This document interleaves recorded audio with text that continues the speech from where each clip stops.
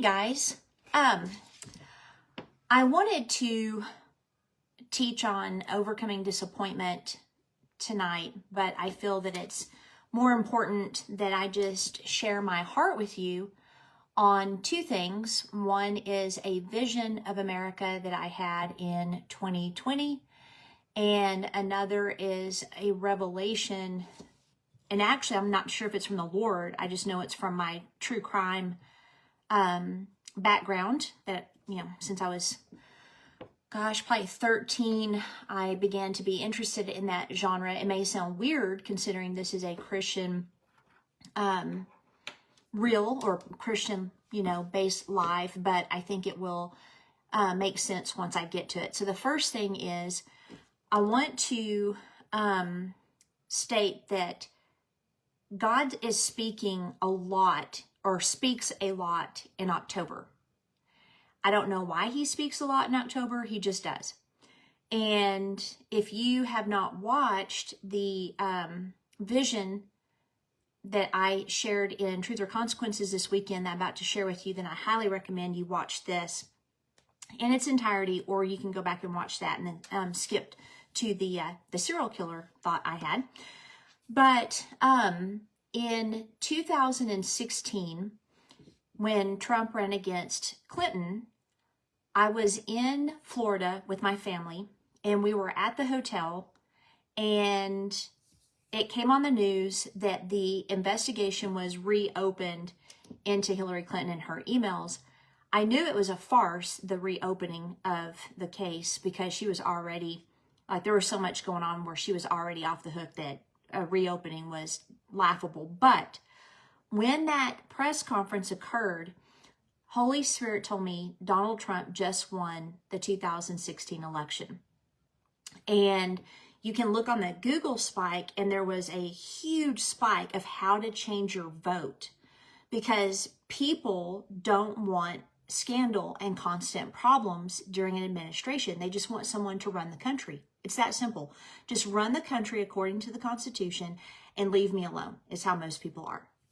Sure enough, he won that election. Also, later, I found out that that was the exact date that King Darius went into Babylon under the wall. So President Trump was able to get in as a populist and as a businessman. He was able to get under the wall that has been up around politics for decades, where you have career politicians. Then in 2019, October as well, I was praying.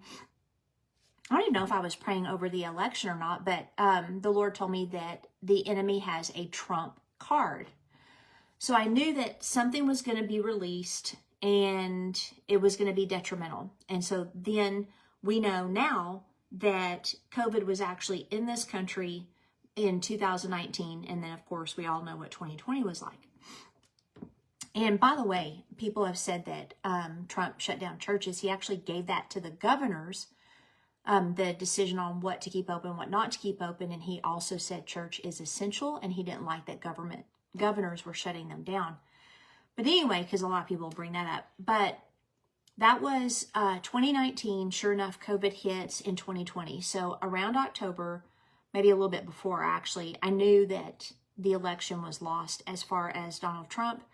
But we still prayed. It's kind of like, if you have someone that's fighting off a terminal illness, you continue to back that person with your prayers until they're either healed or there's no more reason to pray, right? So that's kind of what we were doing.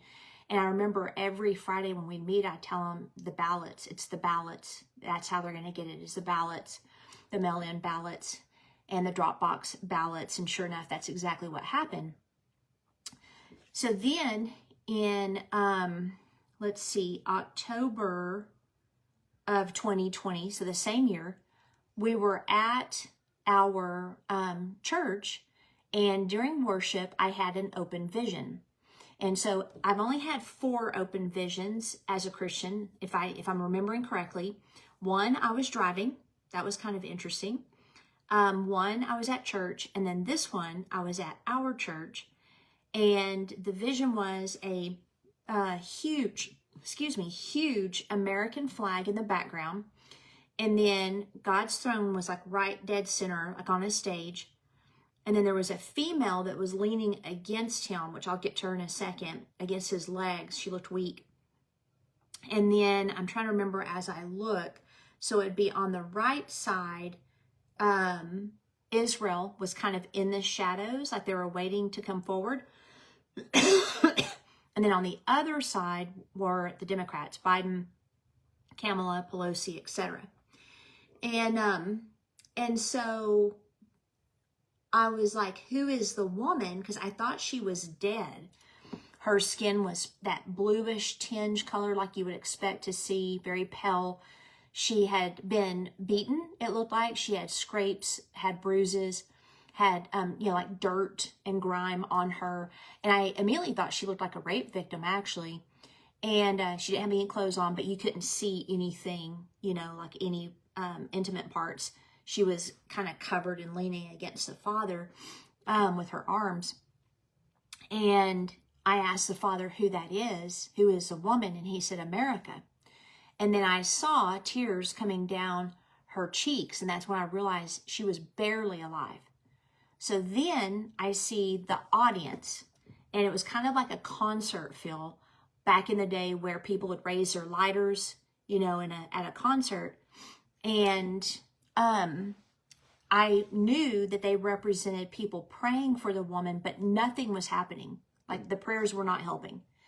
And then I was praying and nothing was happening. And so I was like, what do we do? And there was no response. And I was very grieved. I remember weeping, which I don't do that a lot, and very concerned, thinking, okay, America is gone. That's pretty much what I was thinking. And I asked the Lord, I said, what's happened to her? And he said, she has been raped and pillaged by politicians, by the government. And abortion was a very important issue to him. He said, mostly abortion. And he said, I'm not mad at the American people. I am mad at the governmental leaders and what they've done to her. So fast forward January 6th, I'm on my treadmill. And this is the only time I have had an open vision twice. So I'm on my treadmill. I'm watching the false flag operation. If you ever have questions on that, listen to the podcast, We the Deplorables. I get into it in depth in my research. But anyway, I'm on the treadmill. I see our republic crumbling before my eyes. And all of a sudden, I'm back in the vision. But this time, the woman is setting up. And she's taking nourishment. And she has color in her skin. And I was like, oh. I said, what is happening? And I knew she was coming to life. And something that struck me as interesting is here it appears that our republic is crumbling in front of our eyes, but in God's perspective, America is coming back alive. I don't quite know what occurred between October and January, but something happened in the spirit where God resurrected her, I guess you would say. And I really feel it was tied to January 6th. You really need to research it and not just go by the media on what happened there. Again, We the Deplorables, I take a deep dive into it. But I felt like God was clear something shifted. And I still don't know what it was. The other thing that I realize now is when you look up the word like entertainment or event or like concert, it's a staged or a facade.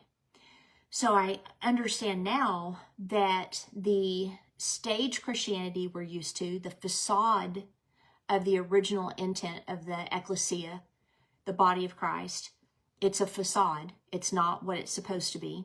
We have a system more than we have an ecclesia, which is the governmental rule of God through his people on earth. And because of that, it's not enough to breathe life back into America. So it's going to take more than a perspective of going to church on Sunday and Wednesday and even voting. We need to intercede. We need to take our places in the marketplace. We need to be equipped and trained on what that looks like, how to influence kings like Daniel and Joseph and, Moses and the nations and all of those things, which you can watch that teaching I did on nations on my feed as well. So I also realized that Israel being in the background is interesting, especially now because Israel went to war. I knew that Israel would be deeply impacted by the election, and they have been. That would not have happened if we had a strong leader. It doesn't necessarily even mean Donald Trump. Like, we needed a strong leader in there, and people, especially barbaric mindset cultures, think differently. And so if they see weakness, that's when they attack, right? Well, I think they underestimated Israel and Netanyahu. But anyway, so the vision is coming to pass. And so here's what I'm going to say. And I'm going to be very plain. Number one, 60 million Christians don't vote. And our founding fathers, especially George Washington, they tried to get an army, like I think it was 3 to 5 times, try to build up an army to go against the Brits because of their atrocities and all the things that they were doing. And he couldn't get it until he went to the church leaders. And so the English say that the Revolutionary War was sparked and won by what they call the Black Robe Regiment. So it was the clergy who empowered their people with sermons and instruction on civic duty as well as following Christ. We have the first shot was fired in Jonas Clark's church front yard, and he had trained his congregation how to shoot and take up arms. And the first drop of blood came from a black man.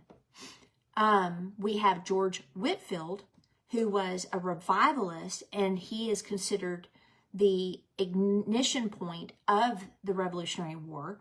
He was an influencer with the founding fathers, and him and Benjamin Franklin were very good friends. In fact, he tried to get Benjamin Franklin saved many, many times. But his sermons, especially the one on Abraham and nations, sparked the Revolutionary War as far as the Christians understanding that it was a righteous cause and that freedom of religion is in the DNA of this country. It's why we came over here.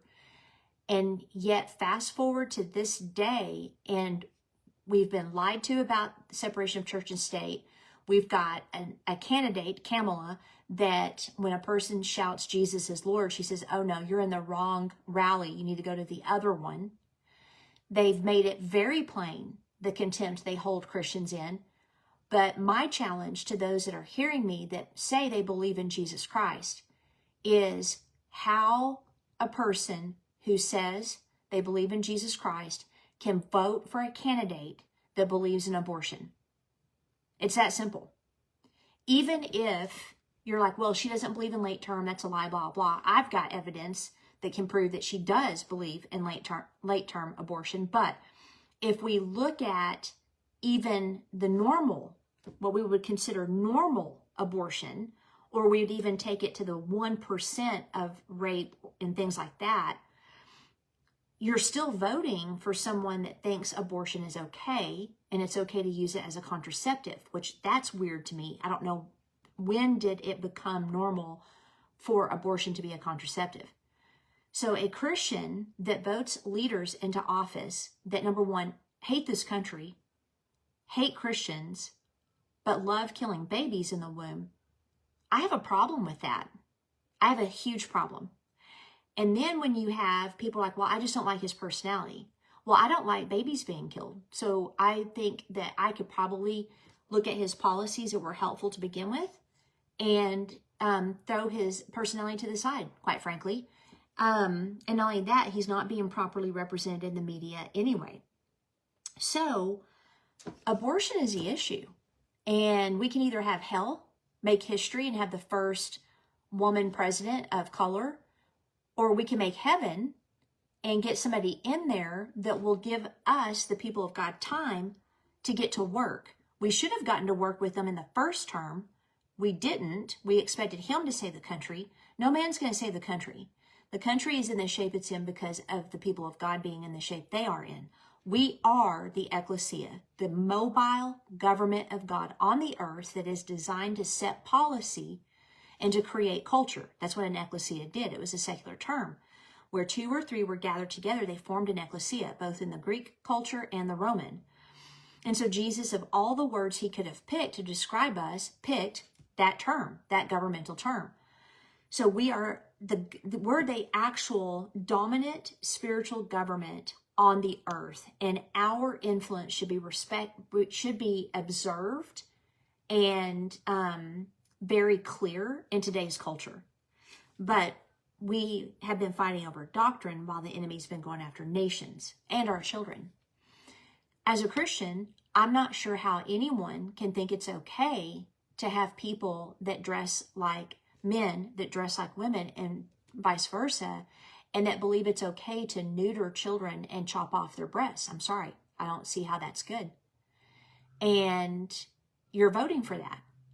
So I've never spoken this strongly, but we are at a point where this is a good against evil.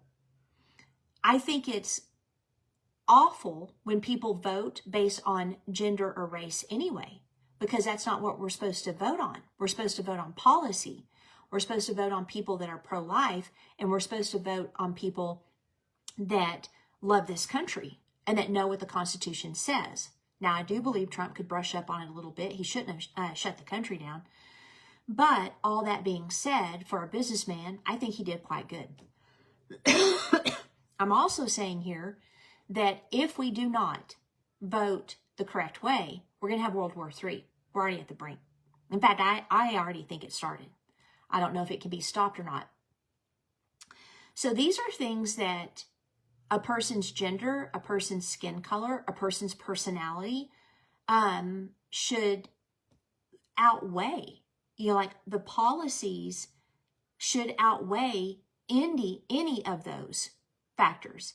In Ephesians, there's neither male nor female. There's not Greek or Jew. And so for us, we should not be voting because we've got someone that's the same skin color as us or the same gender as us. Doesn't make any sense. The other thing, this is the part too, and if you're wondering how I'm going to vote for, I'm 100% going to vote for Trump. There's no way, ever, I will vote for someone who believes in killing babies. Ever. I just won't. So sometimes you have to pick the lesser of two evils. I personally don't think Trump is the lesser of two evils, but if that's how your mind operates, then okay. But Christians just need to understand, you're going to be judged for who you vote into office. It's just that simple. It's that simple.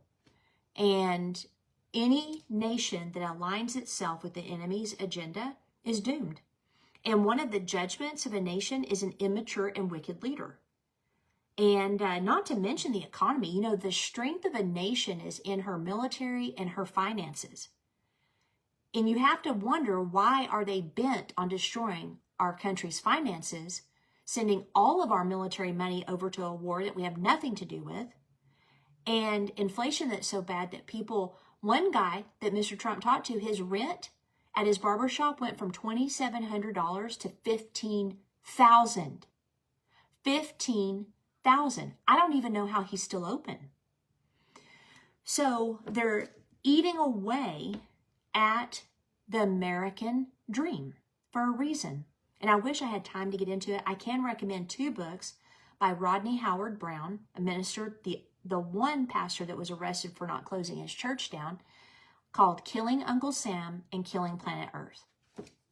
Now let me transition. So if you're still listening, because I know I probably stepped on toes, but I really don't care. I think our nation is going to go away if we don't do something, or at the very least, we're going to end up in a war, and at the very most, we're going to have to try to resurrect her again.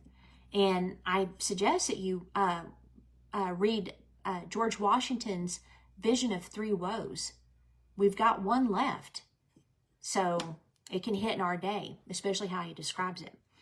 Okay, so now let me transition to the insanity that is going on and the true crime aspect. This is very fascinating. So again, I've got a true crime podcast, and our podcast is designed to help people recognize like red flags and safety and all those things. And we always do a serial killer at the end of a season because, you know, with serial killers, it doesn't matter pretty much what you would do. a serial killer is going to kill doesn't matter. Thank goodness they are being reduced in America due to technology and they're getting caught faster. But one of the things that has fascinated me over years, so I've got decades of studying true crime. The psychology of it is fascinating to me. When you look at serial killers in particular, they do not view their victims as human. They view them as objects. Because if they view them ever as humans, they will not be able to kill them because they will feel something, like it'll prick their conscience if they have any at all left. It didn't work with Ted Bundy. He was too far gone. But there's a happy face killer, which we just did his case. And one girl was able to escape because she humanized herself and she had her kid with her. And so he just dropped her off. It's rare when that happens, but all that to say, 30% of Democrats that have been polled wish the first shooter at Butler hadn't missed. Now, how is this possible? They have made Mr. Trump, who is a husband, a father, and a grandfather, a brother, they have made him an object. He is not human. Therefore, he doesn't deserve to be alive. He's a fascist. You hear that? He's a fascist. He's a racist. He's unhinged. He's this. He's that.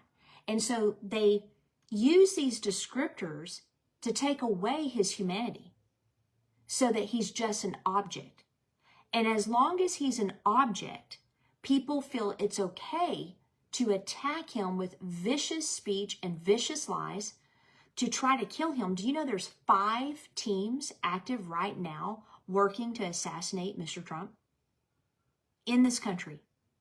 Ryan Ruth, the one at the golf course, he was one of those. So when you look at the dehumanizing of President Trump, it is searing the conscience of people to where they wish he was dead. They wish he was killed. Now think about it. I want you to think about your dad. If he was dehumanized and people wished he would have been shot in the head and killed, like how would that make you feel that people are doing this to a human? And it's not just any human. God loves him too. And I think both sides can get in that very dangerous, but I will tell you, the rhetoric that has come against this man is unheard of. I can't think of a time that I have been alive. Like Bush is like pales in comparison. Reagan pales in comparison. The way they have made this man into an object that deserves to be put away or put down is incredible. And it's showing a psychopathy that is not normal. And so I am prophesying that the mainstream media that has been propagating this nonsense is going to be dismantled. So we're going to watch citizen journalism continue to gain relevance and the mainstream media be dismantled. Okay, so with that being said, I think it's important that we understand that the political spirit will dehumanize opponents. And I cannot stand Biden and Kamala's policies. They are not pro-American. They're liars. Biden is actually one that has proven himself to be racist over and over and over.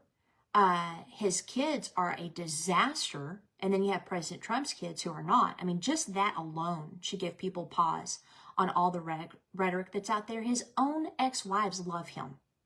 Like, that's not normal. He's a very generous man, but you don't hear of any of these things. And he was very active in promoting opportunity in Black communities. And then the minute he ran for the wrong side, he was enemy number 1. So I'll leave you with this question. Even if you don't like him, you have to ask, why is it so vicious against this man? Why? Why? His first term showed he would shut our border, lowest inflation ever. Women had highest paying jobs and employment than ever before. Same thing with Black communities and Hispanic. His policies were solid. He did not get us into World War III. He got us out of wars. He kept us safe. Why do they hate him? You have to ask that question. So I asked God. I said, why are the attacks over the top? This is over the top. Don't even get me started on how the shootings occurred. And he said, it's not him. It's you guys. They're after you. So we need to understand that as Christians in this country, if we don't make the right decision in November, I don't know where we're going to go. I've never said this before. I've always had hope for America. I don't know how long we'll have until the persecution arrives. We've got the government right now who views anyone who is a Christian that believes in the Second Amendment and their Bibles as a terror threat. That is policy. You can look it up. And you have to know this is the machinery. This is a system that we're in. And we have got to get serious. So I recommend early voting. Get a sample ballot, figure out the things that you want to say yes to, that you want to say no to, and go vote early. Let's not allow what they did in Arizona last year, where all of a sudden the machines didn't work, and Republicans in particular, those were the counties where the problems occurred. Some in high Democrat as well, but mostly with Republican counties. Let's not have that happen. Get your vote in and get it in early so that there's no shenanigans on November 5th. Now, I'll end with this. Do I think the election is going to be settled November 5th?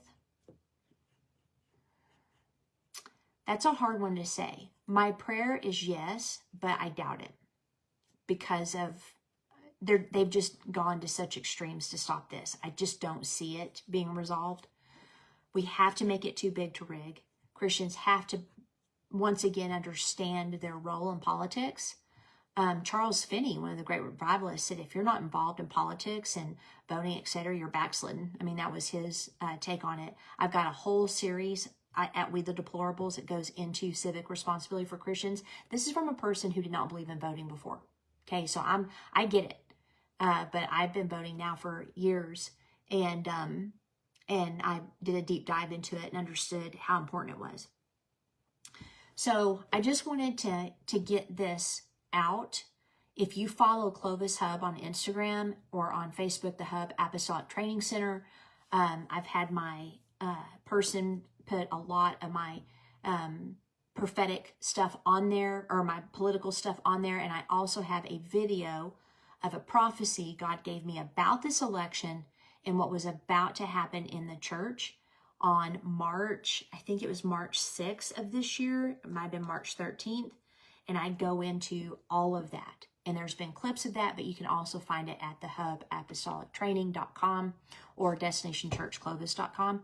Both will get you at the same place. So anyway, I normally don't go this strong in my language. I don't go this heavy in my language, but we're in a serious situation.